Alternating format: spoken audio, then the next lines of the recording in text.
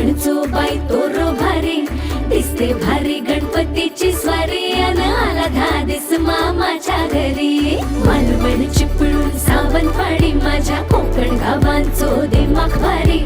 दिसते भारी गणपतीची स्वारी माझ्या कोकणा वाटे तुम्ही वलवा गाडी धमाधमान हाका गाडी माझ्या कोकणचो रस्तो नागमोडी कारी नय वा